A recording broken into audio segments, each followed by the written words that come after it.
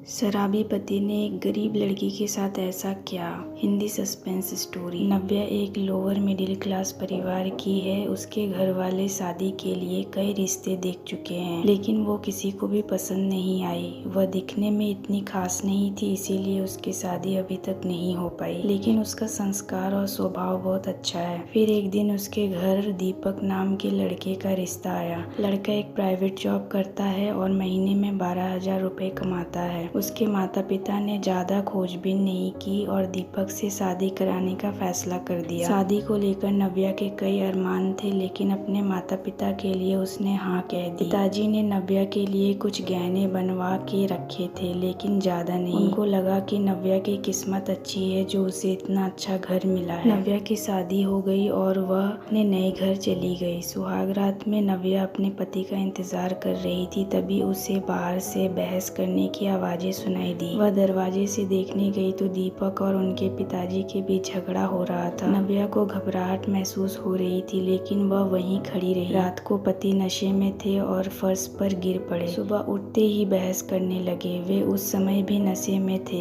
नव्या को तो कुछ समझने तक का मौका नहीं मिला। नव्या को बहुत परेशानी हो रही थी, क्योंकि पति दिन भर नशे में रहते थे और कहीं भी गिरते पड़ते रहते थे। सुबह होते ही जब वह किचन में गई, तब ससुराल वालों की नजरें उससे मिल नहीं रही थी। नव्या ने चाय बनाई और पति के कमरे में लेकर गई, लेकिन उन्होंने चाय का कप फेंक दिया और कहा कि तुम्हारी हिम्मत कैसे हुई मेरे पास आने की। तुम मेरी बीवी नहीं, इनकी बहू हो। बस जाकर उनकी सेवा करो। सास कप गिरने की आवाज सुनकर नव्या के पास गई। तब सास मुझे कहने लगी कि पत्नी के आने से पति की जिंदगी बदल जाती है। हमने देखा है पत्नी के आने से कई बिगड़े आदमी सुधर जाते हैं। मैं कुछ नहीं बोली, सिर्फ इतना सोच रही थी कि मेरे साथ ये क्या हो गया। जिस आदमी को उसके माता पिता आज तक बदल नहीं पाए, उसे मैं कैसे बदल सकती हूँ। ऐसे लड़के से किसी की शादी कराना सही नहीं होता, जो केवल इस आशा में हो कि वह सुधर जाएगा। उन्होंने अगली रात फिर से कमरे में घुसे,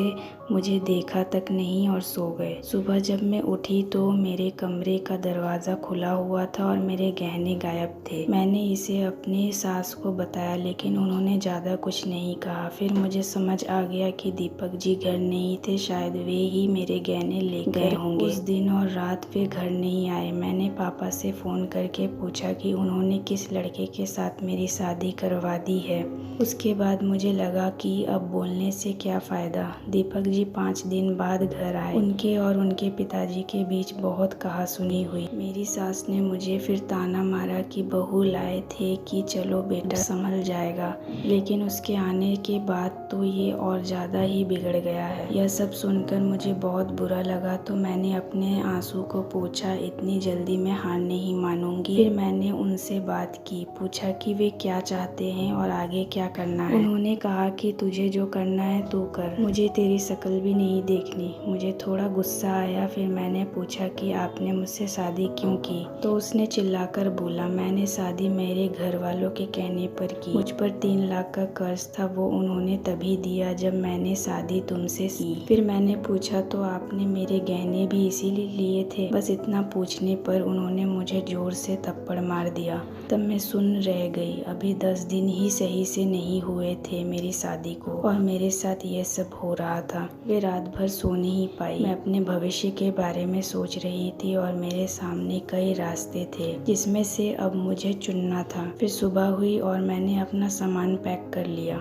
मेरी सास मुझसे पूछती रही, कहाँ जा रही हो। मैंने बोला, मैं अपने घर जा रही हूँ। सास ने मुझे ताना मारते हुए कहा, तुम्हारे घर में खाने तक को तो नहीं होता, तुझे 4-5 दिनों में वापस यहीं आना पड़ेगा। मैंने कहा, मैं जैसी भी हूँ मेहनत करके खा सकती हूँ, तुम्हारे बेटे की तरह चोर और शराबी नहीं हूँ। मेरी सास मेरे मुँह देखती रह गई। पता नहीं मुझ में इतनी हिम्मत कहाँ से आ गई। मुझे पता था कि यह मेरे और मेरे परिवार के लिए बहुत संघर्षों से भरा हो सकता है, लेकिन उस समय मुझे यही ठीक लगा। सारी उम्र ऐसे इंसान के साथ कैसे रह सकती हूँ जो चोरी करता है, शराब पीकर मुझे मारता है। मैं उस घर से चली गई। आगे क्या होगा देखा जाएगा। आशा करती हूँ यह वीडियो आपको पसंद आया होगा। इस वीडियो पर आपकी क्या राय है हमें कमेंट कर जरूर बताएं। वीडियो पसंद आया तो लाइक और शेयर करना बिल्कुल ना भूलें। चैनल पर नए हो तो चैनल को सब्सक्राइब जरूर कीजिए। वीडियो देखने के लिए, कहानी सुनने के लिए आपका बहुत बहुत धन्यवाद।